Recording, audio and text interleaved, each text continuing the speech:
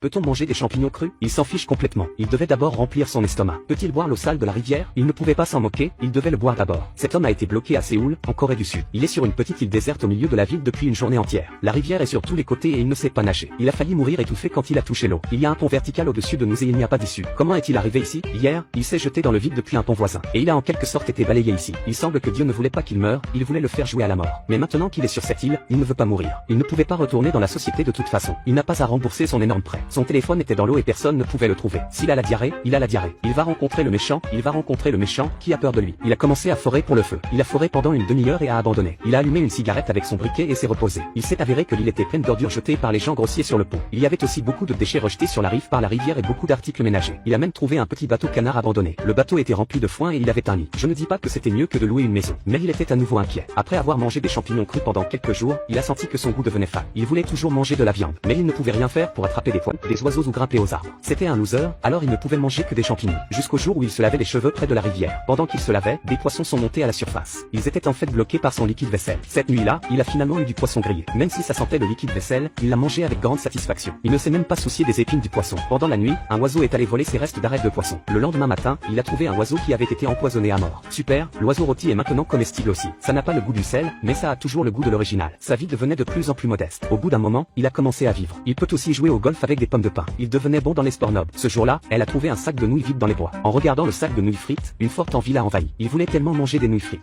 Il rêve de nouilles frites. Waouh, la saveur gluante des nouilles frites, pleine de désir. Une fois qu'il s'est réveillé, il a décidé de faire ses propres nouilles. D'abord, il est allé cueillir des plantes. Il a fait un gros tas d'herbes inconnues et les a réduites en miettes. Il a versé de l'eau et a mélangé les nouilles avec ses mains. Mais l'argile noire n'a pas voulu s'assembler du tout. Il a dû continuer à manger du poisson grillé à l'agonie. Jusqu'au jour où, pendant sa sieste, il a entendu des fientes d'oiseaux tomber sur son bateau canard. Il a soudainement eu un éclair de lucidité. Il a plongé sa main dans un tas de merde d'oiseaux et l'a examiné attentivement. Si les oiseaux mangeaient des cultures, alors leur merde contiendrait des graines non digérées. Il pourrait alors faire pousser une culture. Immédiatement, il a commencé à gratter comme un fou. Après avoir raclé un énorme tas, il a trouvé un endroit au milieu de l'île avec des vers de terre dans le sol. Ici, il a cultivé son champ. Il a commencé à ramasser ses propres excréments et à les jeter dans le champ chaque jour pour le fertiliser. Il avait peur que les oiseaux mangent ses récoltes. Alors il a fait un épouvantail dans un costume avec son vieux costume. 3 mois avaient passé et il était devenu un vétéran de la vie sauvage. Il mène une vie régulière sur l'île, tous les jours. Ses compétences en matière de pêche ont été aiguisées à un niveau élevé. La pêche automatique est un succès ou un échec. Il grimpe aux arbres sans problème et ramasse les œufs d'oiseaux à volonté. Il fait frire des œufs avec une spatule trouvée. Il fait du thé avec une théière trouvée et des feuilles de thé. Il recueille la sueur de son corps dans une petite bouteille de parfum. Il mange le premier morceau de poisson pour ajouter du goût. Et ses cultures ont germé. Il fouille partout sur l'île tous les jours. Il regarde si quelqu'un a jeté d'autres déchets utiles. Jusqu'au jour où il a soudainement trouvé une bouteille de vin vide avec un papier à l'intérieur. Il a sorti le papier, mais l'uni avec un petit mot clos écrit dessus. Il s'est soudain souvenu qu'il avait également écrit un bonjour sur la plage de l'île.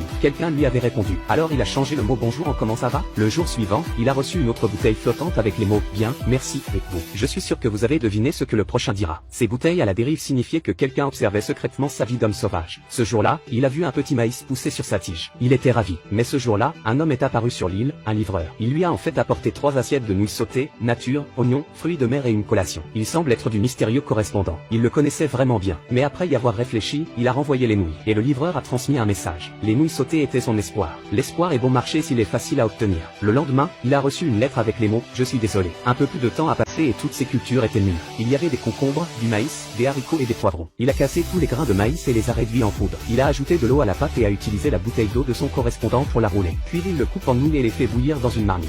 Il sort l'assaisonnement pour les nouilles, qu'il a caché depuis longtemps, et ajoute divers ingrédients. Un bol de nouilles sautées légèrement versé de purement aîné. En le remuant, il a eu mal au nez. Il a pris la première bouchée et des larmes ont coulé sur son visage. Son souhait s'est réalisé. Pendant qu'il mangeait, l'homme pleurait à chaudes larmes. Pendant la majeure partie de sa vie, il a cru qu'il n'arriverait jamais à rien. Mais maintenant il a accompli un miracle très impressionnant. Pendant ce temps, de loin, une fille a filmé l'apogée de la vie de cet homme. Elle était sa correspondante. Elle n'était pas sortie de la maison depuis 3 ans. Sa chambre est sombre et jonchée de détritus. La vie d'un mauvais payeur est très régulière. Elle se réveille à 8 h du matin et mange 172 calories dans une boîte de conserve. Elle marche contre le mur 3000 fois. Elle allume son ordinateur à 9 h du matin et va sur internet. Elle attend que sa mère parte à midi et se précipite pour aller aux toilettes. Elle mange une pâtisserie de 525 calories au déjeuner et fait 6000 pas. Elle continue à surfer sur internet jusqu'à ce qu'elle se couche à 21 h. Elle dort sur une pile de papier bulle toutes les nuits. Son lit est dans l'armoire. Parfois, sa mère frappe à la porte et lui demande ce qu'elle veut manger. Elle écrivait ce qu'elle voulait manger dans un message texte et l'envoyait à sa mère. Quand sa mère cuisine pour elle, elle laisse la nourriture à la porte. Quand sa mère est partie, elle a ouvert la porte et l'a prise. Elle a une longue caméra. Lors des exercices de défense aérienne à Séoul 2 fois par an, toutes les voitures s'arrêtent. Elle observait le monde à travers sa lentille. C'était la fin de sa curiosité pour le monde extérieur. Mais à cette occasion, elle a vu sur la caméra un homme sur cette île déserte où personne ne s'était jamais rendu. Et il est en train de se tuer. Elle s'est effondrée dans un tas d'ordures, trop effrayée pour regarder plus loin. Cette nuit-là, elle a perdu le sommeil pour la première fois. Tard dans la nuit, elle a finalement résisté à l'envie de regarder à nouveau la caméra. Elle a été soulagée de constater que l'homme était toujours en vie. Dès lors, elle a commencé à observer chaque jour la vie de l'homme sur l'île. Elle l'a regardé remorquer son bateau canard. Elle l'a regardé écrire des bonjours sur la plage, riant avec de la merde d'oiseaux sur les mains. Il sentait les sacs de nouilles frites toute la journée. Après l'avoir observé pendant des mois, elle a soudainement développé un fort désir de le contacter. Finalement, cette fille a trouvé le courage de fabriquer une bouteille flottante et d'écrire bonjour. Tard un soir, elle s'est faufilée dehors pendant que ses parents dormaient. Elle est allée sur le pont et a jeté la bouteille sur l'île. Elle a attendu 3 mois avant que l'homme ne trouve la bouteille et lui écrit. Comment allez-vous? Elle était si heureuse qu'elle a dormi avec un sourire sur le visage. Elle a continué à faire le mur et a écrit. Les deux ont commencé à se parler à travers l'air.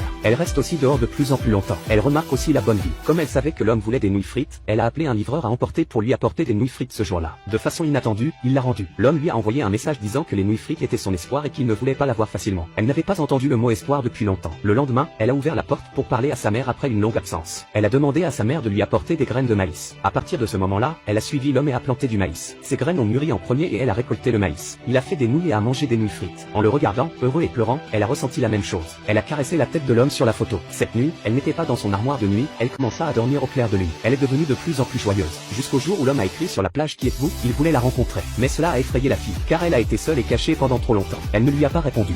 Le lendemain, l'homme a cherché sur l'île sa bouteille à la dérive. Il ne l'a pas trouvée et a écrit un « Pourquoi ?» Elle l'a vue et a été très bouleversée. Elle a décidé de ne plus lui parler. Une nuit, quelques jours plus tard, un typhon a frappé Séoul. L'homme sur l'île en prend pour son grade. Il a essayé de sauver ses champs, mais ils étaient déjà détruits. La rivière est montée et a emporté son canot, et il a perdu son lit aussi. Le lendemain, la jeune fille ne peut s'empêcher de s'intéresser de nouveau à lui. Elle aussi était triste de le voir à travers la caméra, perdu. Juste à ce moment-là, un groupe de nettoyeurs est apparu sur l'île. Ils ont trouvé l'homme. Ils ont demandé à l'homme de quitter l'île, mais il n'a pas voulu. Après une poursuite, le grand groupe de travailleurs a arrêté l'homme. Malgré ses bruyants rappels à la pitié et le fait qu'il n'ait pas écouté ses supplications, ils l'ont forcé à mettre les vêtements qu'il portait et l'ont emmené. En regardant le visage désespéré de l'homme avant qu'il ne quitte la maison, la jeune fille a soudainement senti qu'elle devait le sauver. Avec l'amour dans son cœur, elle n'avait plus peur. Elle a ouvert la porte de la maison et s'est précipitée dehors. Elle a couru comme un cheval blanc libre. De l'autre côté, l'homme a été laissé sur le bord de la route, seul. Sur l'île, c'est un roi, dans la société humaine, c'est un vagabond désespéré.